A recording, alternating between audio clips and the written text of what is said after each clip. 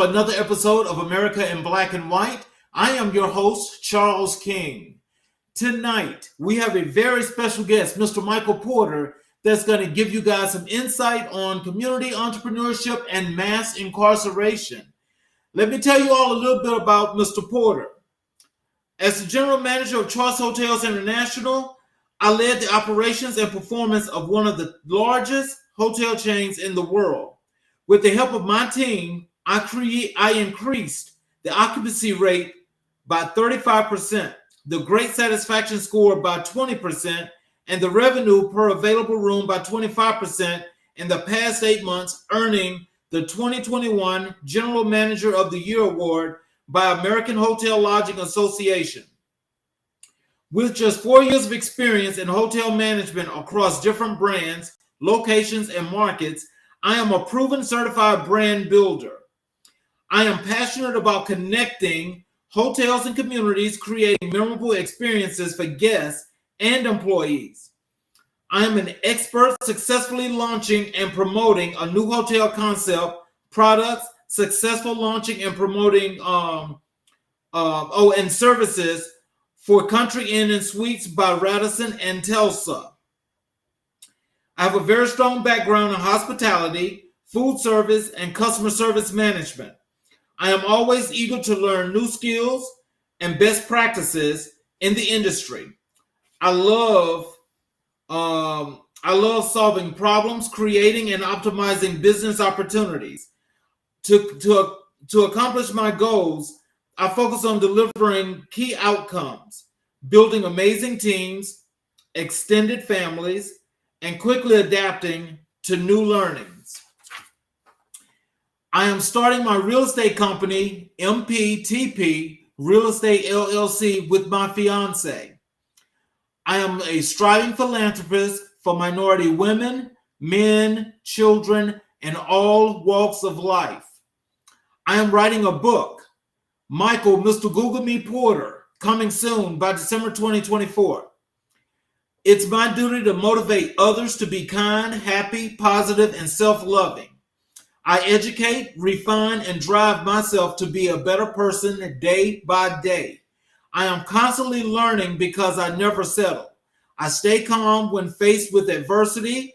I focus on making high-quality decisions. I enjoy meeting new people and hearing new perspectives. Embrace your failures, for I encourage you to use failures as the blueprint for your success. Every day is another opportunity to make tomorrow better than yesterday. Ladies and gentlemen, I introduce to you Mr. Michael Porter. Hello, Mr. Porter. Oh, man. I love it, man. Thank you. Thank you, Mr. King, for having me, brother. Not a problem. Not a problem. Is there anything else you want to add to this that people should know? I just want to say, man, I'm honored. I'm thankful, just to be on your show. This is a dream of mine. I watch your show a lot. I see your movement, and I just want to get the message out and help as many people as we can. If we can inspire, we can motivate. This is what we want to do, and not just because what we want to do, but this is a duty. Well, you bring a plethora of knowledge and skills to the show tonight. And I'm trying to actually figure out where to start. And so what I'm going to start by is I'm going to ask you to tell our audience, who is Michael Porter? Michael Porter, man, he's a kind, loving man. He's a brother, he's a father, he's a son. He's someone that wants best for not just himself, but the whole world. He been homeless, he been without, but he been with it all. He had it all taken away. He's just a human being. Michael Porter, he is everything that we all want to be. Just a person, want to be seen, want to be heard. Don't want to be told that what we can and can't do, because we can do anything. Michael Porter just want to be an inspiration for all who has no voice. For the women, that feel like that they can't talk because You know, they've been going through a lot of things with the abuse, the people that's on drugs and alcohol, the people that's in the neighborhoods on the back streets, you know, feel like that this is the only way, the only thing that they can do. I'm Michael Porter. I'm here to tell you, it's not. You can do anything you want to do. There's nothing holding you back but yourself. Michael Porter, I would just say, is just a regular human being. So, Mr. Porter, tell us, how did it all start? It started with self accountability, holding myself accountable and not blaming others about where I'm not in life because of me. You know, you want to tend to blame someone else, tend to blame this person or that person. Why you ain't help me go get a job? Why you didn't? I know you. Why you didn't help hire me this place? Why you didn't give me transportation? Just stop with all the excuses and just started doing. Stop looking at the problems and started being a solution. Mhm. And so, as you say, it started by being accountable and in other situations. So, tell us this. I mean, was there something in your early life that influenced this great positive community person that you are? Just going through a lot, man. Just going through a lot of hard times. Like I say, embracing my failures, you know, and I'm glad that it did happen, you know, like being part of Katrina. I'm not glad that that happened, but I'm glad that I was able to see a way out. Uh, Never giving up. Just starting at the bottom, man, and knowing that it got to be something better. It has to be something better, because you know we watch TV and we see other families and people living a different life than what we're living. And when I got a chance to just leave, I'm from Jackson, Mississippi. So when I got a chance to just come outside of that, and most people say think outside the box. When I started thinking outside of the box, that wasn't it wasn't logical to me. The thing that's logical is it ain't no box. Excuse me. So you say there is no box. It's no box, man. You know they say crabs in the bucket. No, why would crabs be in a bucket? No, these are things that we gotta untrain and retrain our thinking ability, thinking how we think, Okay. uh, being positive and just knowing that you can do it. Mhm. So what brought you to that point where you just knew things were going to be great and you were going to be the successful man that you are today? Well, I didn't know. I still kind of like don't know Mhm. until I be like out. I be in California. I be in Texas or be in Atlanta, and someone will recognize me. But I didn't know. You know, I still feel like that. I'm still the same. I'm trying. You know, as I go. I wasn't around. You know, people. You know that they'd had a great success or done a lot of things. So I'm learning as I'm going, and I'm just embracing it. You know, the gift that God has blessed me with. I'm starting to understand that we all are human beings. We all are one person. You know, we all come from the same source. So we have to be kind with each other. We have to show love to each other. Just like you feel like if that kid out there doing something bad, then you know, and he out there doing something bad, then yes, something negative is gonna happen. It's the same way we're doing things that's good. You know, when you start just doing good, and first of all, you have to speak it before anything being done. So once you speak into it, and then you actually go to doing it, things will come, things will start going your way. You Mhm. just can't give up. Mhm. And so, so tell us about your journey as to what transpired before you became this great general manager at the very first hotel you worked at. Okay, I was raised correctly. As I look back, my mother, Janice Porter, she's a school teacher from Jackson, Mississippi. My father, he was an engineer. He did blueprints. He wasn't really in my life, but when he did come in, he did tell me and enlighten me things. But we got subject to living in uncircum, conditions up in the hood. Coming up in and just seeing the things that was around me, it kind of influenced me. Not to do what they was telling me to do, but what I was doing, what I was seeing every day, um, and ended up landed me in prison. Never been in trouble. I had never. Had a basketball scholarship, and I ended up selling marijuana. And Mississippi caught me, and they gave me 5 years. I did the 5 years. I was in Parchment Penitentiary. I was just depressed, man, just at the lowest point that you possibly can become or get.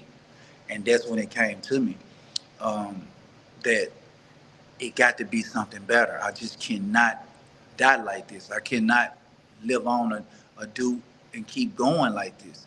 So I made up my mind that no matter what, whatever little breath I got right now, I'm just gonna try and do my best. I'm not gonna say they caught me and someone told on me and blaming others. No, I made the mistake, they got me. So that's where we started. And once I started thinking that type of way, and I just started just trying to do the right thing, and I started seeing blessings come. When I got out the 5 years in Parchment, I was back in Jackson, and I ended up leaving, and just had an epiphany to leave and move to Minnesota. For what? I don't know. I have no family there. I don't know no one there. So when I moved to Minnesota, I started off in a homeless shelter, and I stayed there for like about 2 months, and I just went out just door to door, knocking on doors, trying to get a job. And Goodwill gave me my first job. I was so happy that I was working, and I was so proud of myself for getting that job. And I just was going every day for about 8 months. And a guy come in, and he was like, Michael, he the district manager of AutoZone. He was like, man, every time he come through there, I was so just good with people and just nice to people. And he offered me a managing spot at AutoZone, and I ended up taking it. The third month when I was at AutoZone, I won like the #1 salesman for Minnesota out of 155 stores. I was so proud of myself and so happy that I won this type of award, that I got recognized, that I called home. I remember calling home, and I was talking to my pops. And he was like, I was like, Dad, I was so excited. I was like, man, they just gave me an award and I won it. And he was like, son, that ain't nothing. I'm like, why are you talking like that? And he was like, son, you're about to do great things. You're about to change the world. And it just set, I just wasn't, I wasn't receptive from it. And he passed away like the next week. So that was like the last thing that I heard in his head that stuck in my mind. So I'm just keep putting out the love and keep working hard and helping people. And a lady come in, and she was like, her name was Shelly, and she was like, she was a regional manager over Speedway, which is a gas station. And she was like, have you ever been a general manager? And I was like, I never been there. She was like, the way you are with people, we will teach you. I mean, we just need you to come in and help out with these stores and guide these people, but we can teach you all the operational side. And I ended up taking it. She gave me they gave me like the worst store in St. Paul, Minnesota, to be exact. And the third month again, me being at that store, my store went #1 out of almost 200 stores. And everybody was like so shocked that this store went #1 because it was in the middle of a neighborhood. And they want to know why. They put me all on the news, and everybody want to know, how did I do it? And I told them, don't nobody want to be a thief. Don't nobody want to sell drugs. People feel like that they in survival mode, so they feel like this is what they have to do. So I just started helping people. Like, I see people come in, and I can identify them if they quote unquote want to take something. I will offer them like some water or drink or anything. There's something on me, a donut. And they started like being a shelter for us. And instead of stealing, they started helping. And a guy comes in. I was there for 9 months. A guy comes in and he was with Motel 6. He was one of the owners. And he came in and he said that what I was doing was cleaning up his hotel. And it was the Motel 6 behind the gas station. And I was like, what are you here for? And he was like, he wanted to offer me a job. And I just laughed. I was like, man, I wouldn't get caught dead at a Motel 6. And he told me how much it was, and I was just overwhelmed. And I was like, what do I have to do? And he was like, come sit down with me. So I went and sat down with him, and I took the job.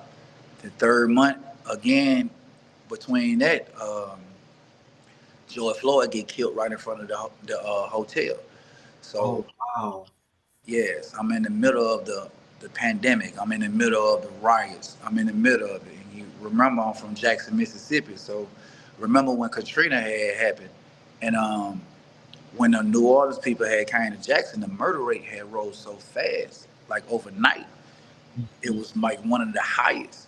And we had a restaurant in Mississippi called Three Sons. So my cousin and I, we like cooked up all the food, and we went and handed out the plates, and they put us on the news, and because they were saying that by us feeding people, it brought the violence down. So we was like, oh, okay. So, because remember, they was fighting over food, water, they was fighting over ice, gas, they was killing over it, yeah, toilet paper. Yes. That So, was about survival. yeah, man, people went straight into survival mode. So fast forward time when I go to prison, I was in there for the 5 years. I was in the zone at Parchment where the banging kicked out, where people was getting killed. There, it's like 150 of us in this one room, Okay. and they started banging, gang banging, and a lot of people got killed. And I survived, and I knew how to survive in a hostile situation. So fast forward time when I was in the riots, in the middle of the riots, I instantly knew what to do. It's like I was trained for this. So I knew I knew to stock up on toilet paper. I knew to stock up on cleaning supplies. I shut 3 rooms down and I filled up the rooms with them. And I had a whole line of just St. Paul coming, and we was feeding them, we was giving them plates. Brought the murder rate all the way down. Everything around me had got burnt up, and we was helping these families out, and hundreds of families. And the state of Minnesota came and they wanted to help out, so they brought us an 18-wheeler. And now we're not just helping St. Paul. We started helping out Minneapolis, the whole area. And the same time, Tesla was bringing in us a charge port, and he was like, "Man, it took me 3 hours to get on your parking lot, and it's like you got the whole world here. And what are you doing?" I was like, "We feeding people." And he was like, "I'll be back." And he come back with a $20,000 check in a letter that told me that Tesla wanted to back me, and they wanted to help donate and help out for the situation. And that's how Tesla had got involved. Oh, wow. So not only have you turned a negative situation into not just a positive career, but just positive things are popping off in your life, and your life is starting to take off and is starting to escalate. Yes. So as it starts to escalate, how do you feel now? Or are you feeling this, and how are you handling those situations? Therapy. Good therapy. People like Deion Sanders reach out to me because I didn't understand what was happening in my life. It was like it happening overnight. Where people would say, "You became successful overnight," and I'm like, "No, I really worked hard. I really worked at this, and I don't want to take none of this. You can't take none of this away. Um, you don't just take a Motel 6 and make it #1 in America, by not working hard or doing it overnight. No, it's a process." And when they came to me and the news people came and they was like, "Mr. Porter, how does it feel out of 55,000 general managers in America. You know, you are number one for small properties, 200 rooms or less. And I was like, I just didn't believe it. You know, I didn't believe it because I didn't even. I was only 6 months into doing a hotel. I didn't even know really how to really. I haven't perfected the front desk, and now I'm winning this national award that I don't even have no clue about. So once they flew me out there to Los Angeles and we had the award show and I seen how big it was, I seen how everybody, all the heads of the hotels was there, and little old me, you know, Motel 6, and I'm like, it was like everybody was, it was unbelievable. I didn't know that it was Black History until I actually walked up on stage and got the award. When they was telling me that, you know, I was the first Black man to win this award out of 60 years of hotels, and then I was the first Motel 6 to ever win this award. So it was two histories made in 1 year, in the pandemic year of the worst year that, you know, we possibly had. So let me ask you this. So let's tie this first part here down. So tell me, so with all this being done, how are you relating to the community in which you're helping to build and to stabilize? How was the community? What was your relation with your relationship with the community, and what took place in the communities after this event? Yeah, it was a transition. Every state that I go into and everywhere that I go, I do connect with the community because that's the first and foremost. Like now, I just go around and I deal directly with ownership. And I like to deal with the ones that wants to help the community, wants to help the people out, wants to be involved. The community embraces it everywhere. They embrace it. They just need help, you know, any type of help. Um, Everywhere I'm going, we starting off. We doing libraries, we doing books, we donating to the homeless shelters. We're doing everything that we possibly can do. We're working with the police departments, the fire department. We're making donations. We letting them know that we do care and we are someone do care and we are here for them. You know, the world is going through a hard situation, and we want to know. We want everybody to know that we are friends. Wow. So what was your relationship with the hotel chain while this was going on? I mean, what was the other positive outcomes? Were there any other positive outcomes that took place as you started to grow and people started to recognize you?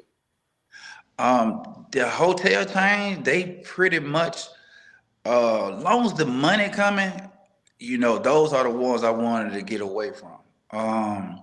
That's why you see me transitioning. That's why Choice is such a great hotel chain by the way that they're doing things and how they're not just they're more about the people, the employees, the all the people that's working with them and the ownerships. You know, they really giving everybody opportunity and space to work and be involved and have control over their own future, their own destiny. Um, and that's the part that gets complicated, you know, with the politics. Something I knew nothing about until I got into this, and I'm starting to see, everybody that smile is not happy, and everybody. But we do want to push the issue that we are here to help. We're not here to. You ain't doing nothing if you don't have people that's hating. You ain't. A wise man always told me, if they ain't hating on you, you ain't doing nothing good. So that's why I always say, embrace your failures, embrace the things that you feel like that you're failing in, and learn. Because we didn't have a blueprint to no one to show us how to be successful. So through your failures, if you look at your failures, you can actually figure out your blueprint to become successful. So, I want you to give us a glimpse of your early educational influences. How did academic pursuits shape your path? It was academics, but it was really more of because I don't have a college degree or anything. But it's really more of common sense. Uh, People first, you Mhm. know. People first. They want to know how you do good business. Easy. Just keep everything simple. Deal with good people, because a good person can't do bad business, because that's a good person. Mhm. Um, just common sense. You got to understand things are simplified now.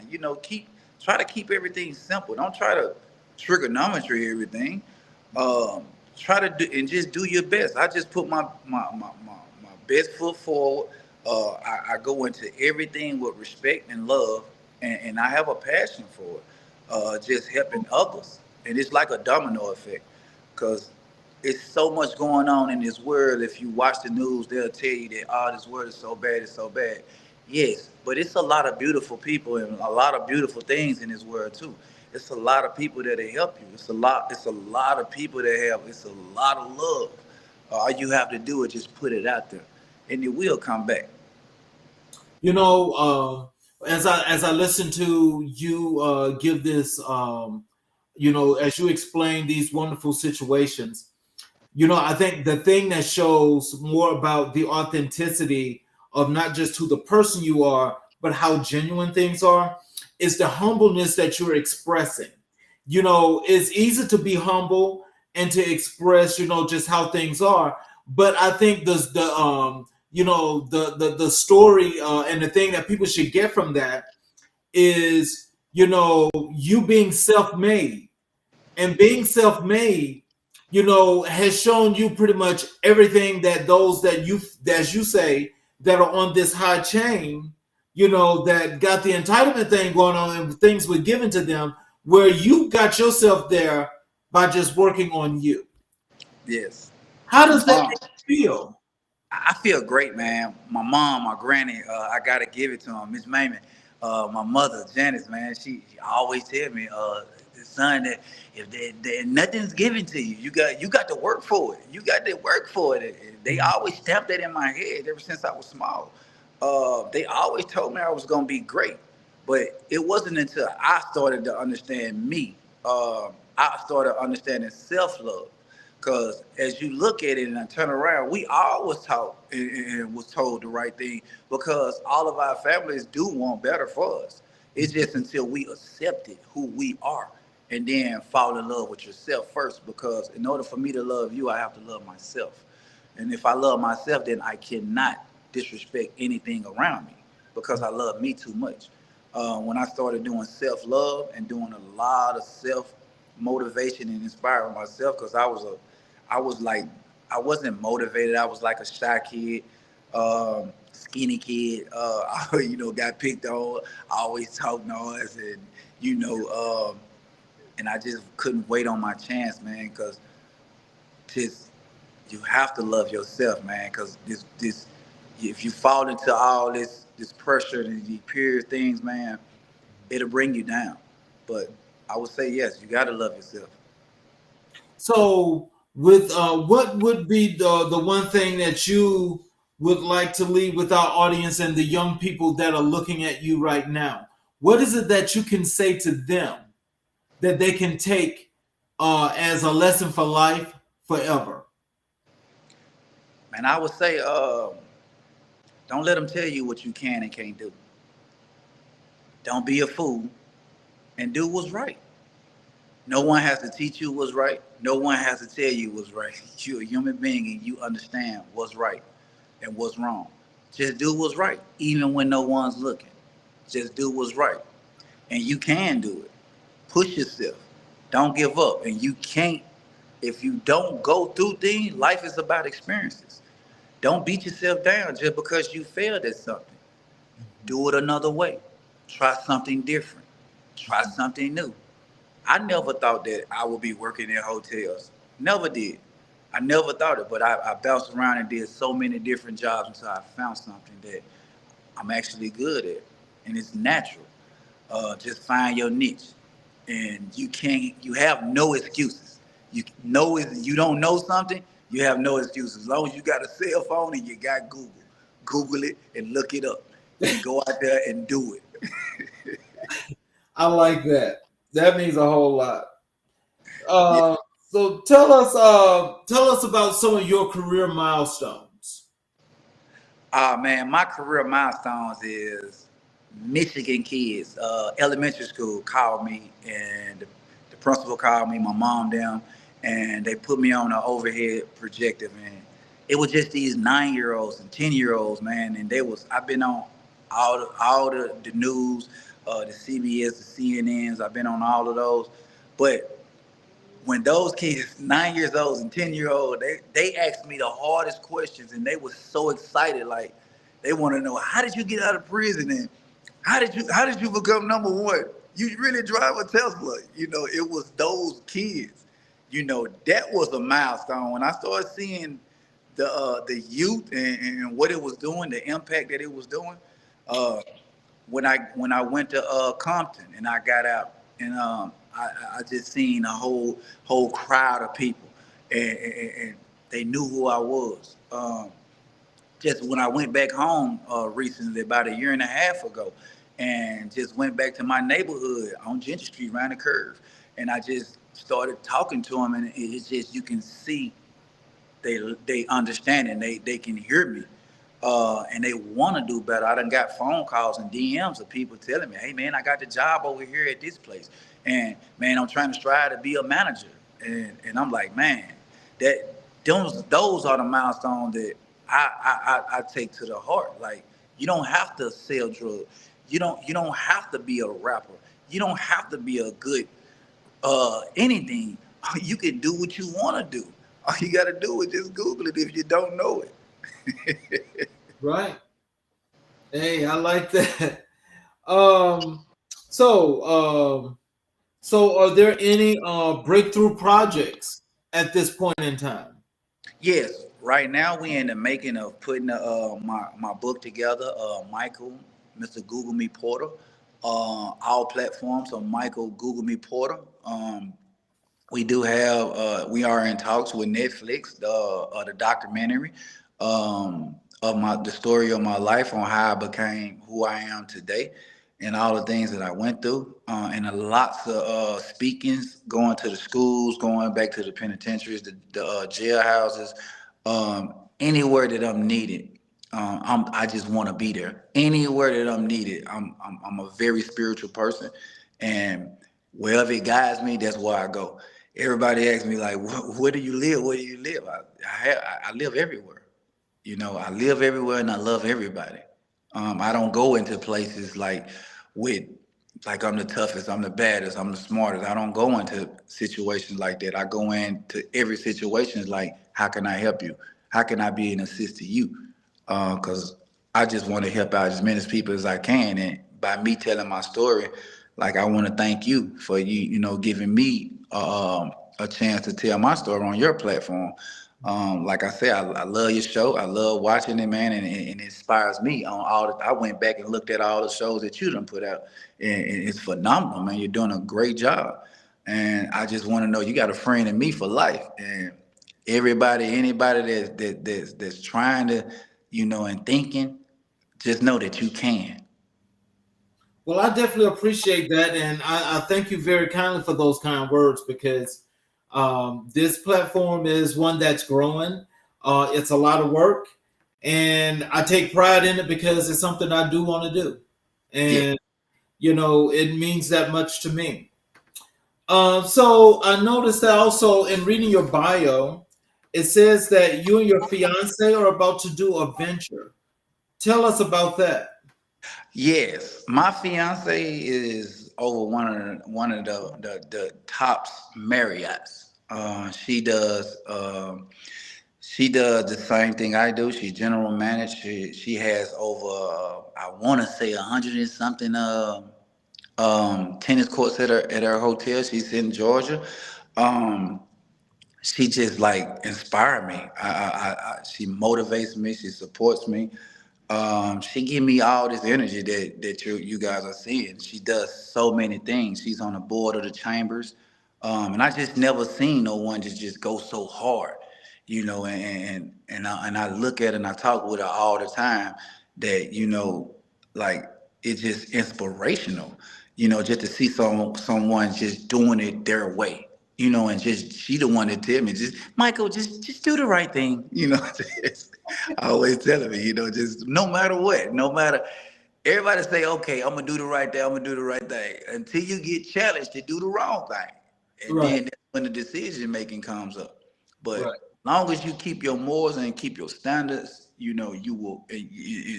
Even when no one's looking, do the right thing. Cause just because you can get away with it, doesn't mean you should get away with it That is true. because it's not the right thing. Mhm. So as far as entrepreneurship, is that the only venture that you guys are working on, or are there going to be more projects to come along? Yes, man. We even have a cookbook. We have a cookbook. I have actually three books that's coming behind this book. The first one is gonna be like the Michael Google Me Porter is gonna be just the story of the hotel. It's a lot that's in between that I tried to make real quick and put up in this podcast. But it's so much that I left out, that key points that I want people to get. Um, After that, you're gonna have me going to me growing up, me going to prison, and the things I encountered while I was in there. And I just want to put this out because and it's gonna be an audio to everything as well, an audio book. And I want to put this out there because I want people to know that, man, you can do it. There's nothing holding you back. It's all about you. You are the decision maker. And if God gave us free will, can't nobody take that away from you. That is true.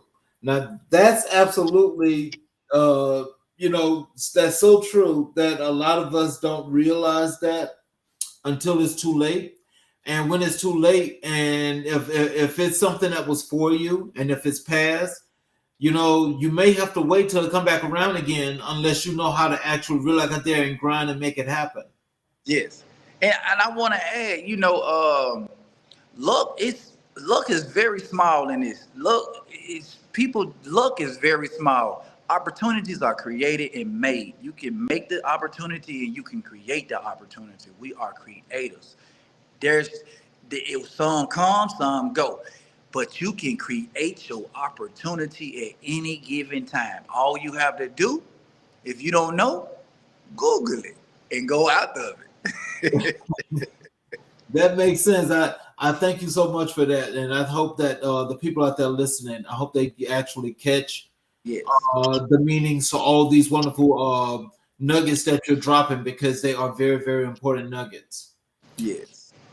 So tell us, do you do any mentoring at all?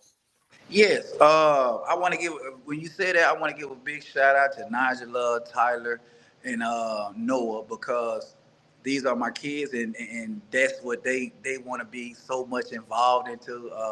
They just love for us to go around and talk to the kids, and they bring their friends around and just want to mentor them and tell them so much stuff and help them grow. Um, I just use every aspect around me, man. Just use the whole heart, the whole love. Everybody that's around me. My fiance, she's involved in everything, by helping me with the elderly people, by helping me maximize all of this energy that we're harnessing, and we want to just push it out there to everybody that we can possibly touch. And at the same time, we want to educate our kids while we're doing it. And when your kids seeing you do things, they want to get more involved. So I would just suggest everybody, find something that your child like, and get involved into it and be with them while y'all do it together. That way, they not only learning from you, but they actually learning a way to be better. So, so in your early years, what experiences fueled your passion for strategy? Uh, just by being in them life and death situations. I'm from the neighborhood, man. I really come from the corner of the curve over there. I really came from that. just by being in them life and death situations, being able to think real quick, real fast, because at any given time they might be shooting out over there. Any given time you can lose your life. I come from that neighborhood, and just by having the mind frame to, doing what's right. I wouldn't say, people that's growing up in these type of conditions, I would say use it to your advantage. I would say, keep everything that you know, but understand that everybody didn't grow up like you. So if you're trying to get anything understood, understanding is the number one thing. So I can't go over here and talk like this to this person when they never grew up like I did, that I will talk like over here. I will have to talk a language where they will understand. If you get in trouble for a ticket or something, you're not going to the judge and telling the judge, "Hey, judge, I don't want to pay that ticket." No, you're gonna get a lawyer, somebody that can talk for you, that can talk that language. So you want to get understanding, and just by being in those situations, my whole life, uh, I just had to relax and just put it all in perspective, and just really lead with respect, and show a lot of love. So, can you tell us, like, for what you was just speaking of just now? Um, can you relate any of that back to the time when you was incarcerated, to where you can actually do the parallel connection, where how they intersected and connected? Yeah, I can. I remember, man. It was my first like 6 months, and I didn't just understand the system. I was depressed. Like, why am I in here? I'm still having them thoughts like, why? I got 5 years and I'm in here for marijuana, and everybody around me got life sentences, and you ain't never going home, and they murderers and all type of things. And I just had a perspective on everybody that was around me, and I'm alone, and just depressed, and I'm just mad. And I remember, they used to get these dice up in the penitentiary, and they used to shoot dice in the back of it. They had real cash money, and They used to Really? shoot dice. Yeah, real money, real cash money, bankroll, like you see on the video. Yeah. And Oh, I still wanted to be the same person I was on the street.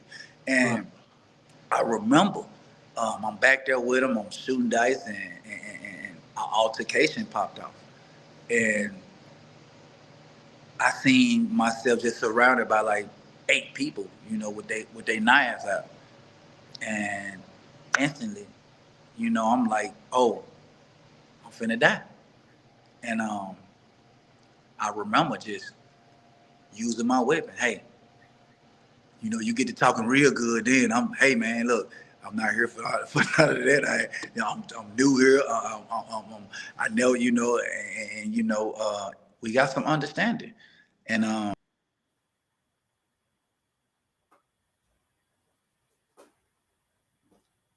Your internet is frozen.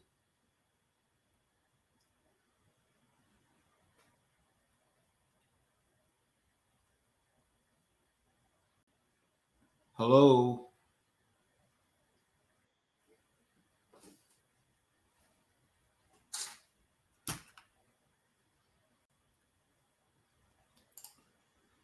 Your internet was frozen. yes. Okay, yes. Prison will teach you to be better. Better at how you use the better. You're gonna be a better bad person, or you're gonna be a better good person. But prison's gonna teach you one thing: how to be better. It's how you choose it. And I chose to be a better person because that life ain't for me. Well, you know something, you were already a good person. So it's just all of that light just started to shine. That's what that was. Yes, I And agree. so as that shine, apparently, things are actually growing. And these are the kind of success stories that I think a lot of people that's in the inner cities or in our communities need to hear about, because they need to learn, they need to understand that, as you said in your bio, your failures should just be failures, but that don't mean that that's you as a person, and you should always keep looking and keep pushing, Correct.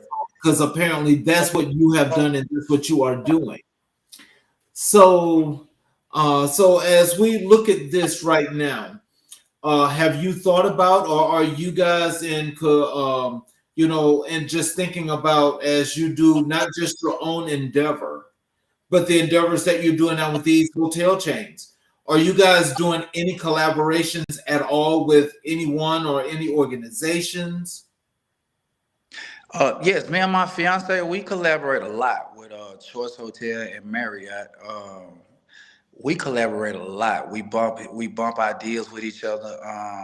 Just like when she had Oprah and I mean, what's it, Tyler Perry them at her hotel. You know, we collaborate on a lot of things together.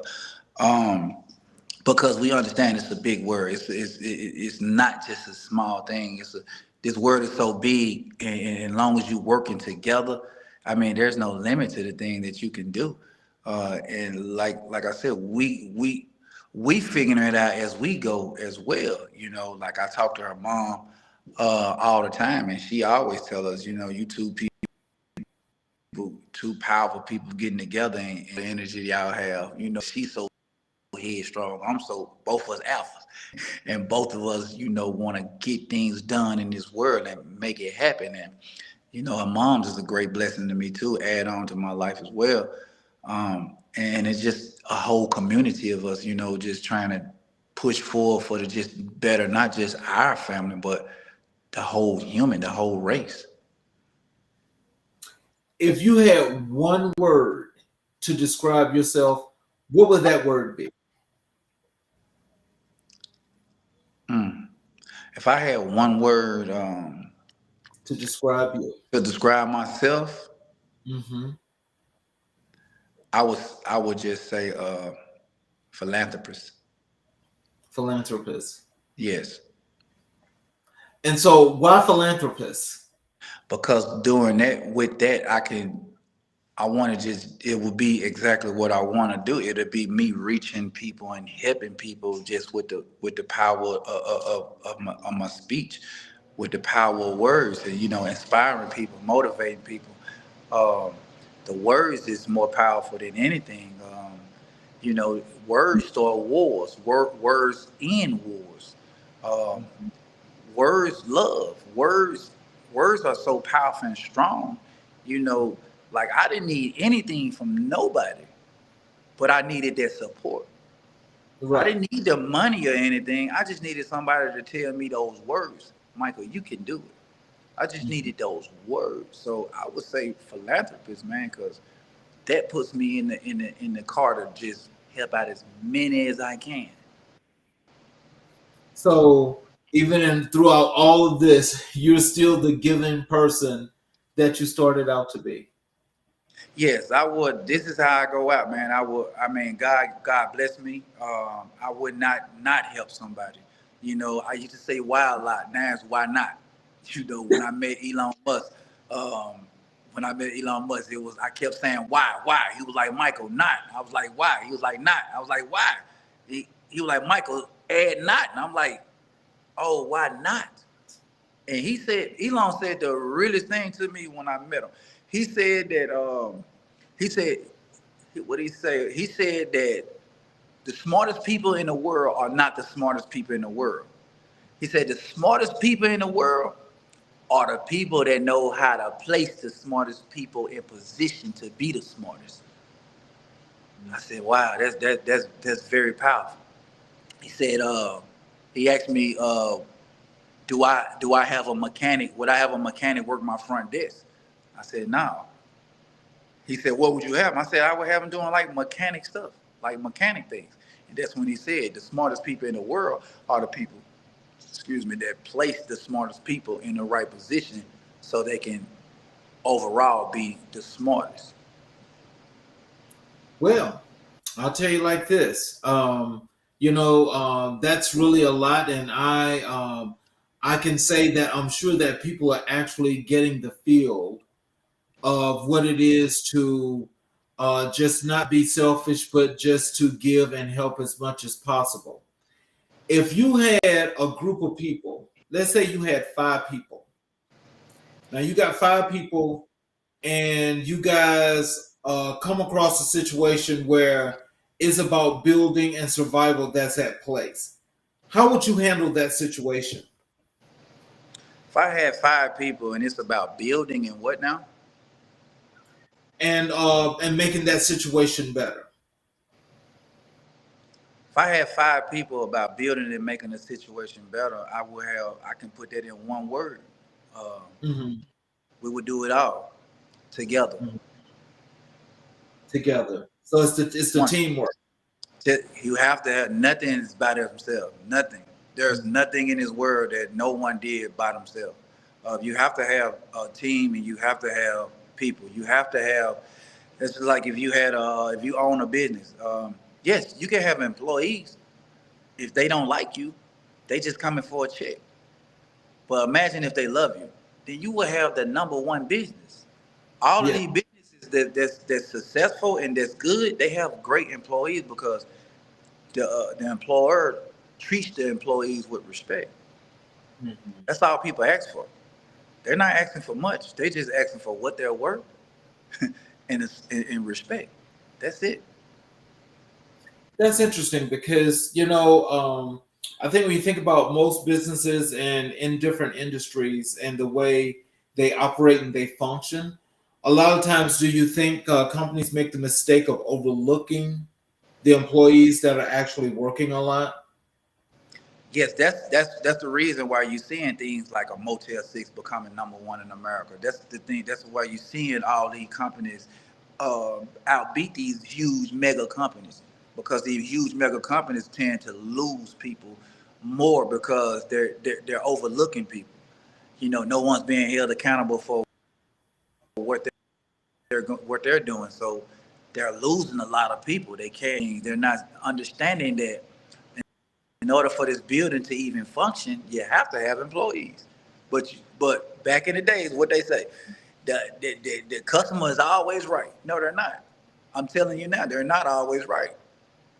You have Hmm. to respect your employees. You have to pay people what you can pay them and what y'all negotiate.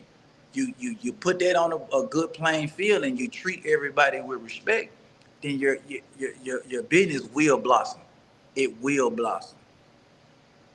Wow. Now, for me, that was a moment because I can say I've always been confident about what I do, but I had a moment in business myself, where especially during this COVID situation, it was really really ugly. And for me, I survived that. Then I had no employees and couldn't get no funding like these other folk that was taking advantage, even the folks with the fraud doing that PPP thing. Mhm. And so I look back at that right now and I say, I'm a very fortunate person. And for some people just give up, but I just refuse to give up. And I'm still here today. But can you kind of like talk about any struggles that maybe you have faced, Yes. especially from a business perspective that you didn't give up on? Yes. Um, First of all, there's nobody in heaven that said, "Oh, I had an all great life. Everything was good." No, everybody that's Right. in heaven is saying, "Man, I didn't think I was gonna make it. Man, I barely got here, Hmm. but I made it because I kept going. I kept fighting through it. I kept pushing." You can't say you're a good person until somebody in front of you cussing you out and you humble yourself and you hold it down and you still do the right thing. You're not gonna do anything without being challenged. You have to be challenged and you have to overcome. All of us are going through things. Everybody going through something. But how many people overcame? See, not Yeah. many overcome of what they're going through. Yes, I had Mhm. a lot of challenges, man. I mean, as coming up as a black male into an industry that is filled with every other race but ours. I do feel some type of way when I go to the conventions and it's 5,000 general managers and I come speak and it's only 50 blacks or it's just I'm just not understanding it as I go around this world. But I have faced a lot of challenges but I learned that it's all me. It's not nobody else. It's all you. Cause if anybody challenge you, then you have to accept the challenge. You know, just because someone doing something to you, that don't mean you have to do it back. You know, Exactly. just because somebody being mean or angry or trying to hold you back, that doesn't mean that's a lot of people. It's a mind game. I mean, if you have people that say, I had employee that like, why you not at the other job? And they say, yeah, I had to walk off some because I ain't finna work for all it. I'm like, but you lost. That company not gonna lose because you lose a check. You taking food out of your family mouth. You're not Right. gonna strike the company like that. No, you don't make that whole company. It's a multi-million-dollar company. So the best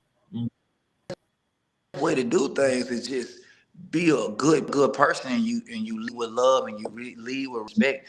If someone don't like that, then you automatically can identify what that person is, and you just either stay out that person's way, or you just look for other avenues. You don't have to be content in just being here. Never be content. I always want to get better. And like I said, you got Google. You can Google another job, but stay at that job until you get that job. Never take food at your household before you just flip off with the pride thing. Right.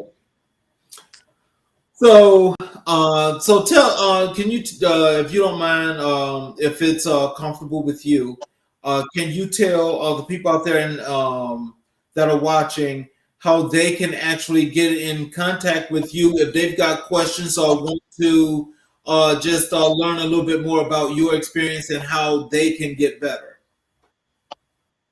Yes, you can look me up on all platforms. Michael Google Me Porter. Um, and that's all platforms. It's the same name. IG, face. Even I'm old, so I'm still on Facebook, TikTok, LinkedIn. I'm Michael Porter. Yes, get in contact with me, man. I'm not trying to doubt you. I'm not trying to take it with me. If I can help you, I'm trying to help you. If I can't help, I'm trying to at least point you to a right direction, to the right person that I feel like that possibly can help you. Because I want better not just for me, but I want better for you as well. I'll tell you, Mr. Porter, I want to appreciate you for taking the time to let us learn a little bit more insight as to your success and all the wonderful things that you are doing. And I wish you much more success because I know that that's going to be coming. Yes. Uh, I want to thank everybody out there for watching. For those that are watching on the YouTube platform, if you would please subscribe and hit that notification button where you will be notified as of every show that's about to happen. I would definitely appreciate that. And Mr. Porter has been here this time, but that don't mean this is the last time. I thank everybody for taking the time out for being here. I want you to have a great evening. And please catch us tomorrow if you have the time, same time, 6 p.m. Eastern Standard Time on American Black and White. Thank you, sir. And the same back to you. Y'all have a great evening, and I definitely appreciate you. Thank you, brother. You have a great day. All Love right. everybody.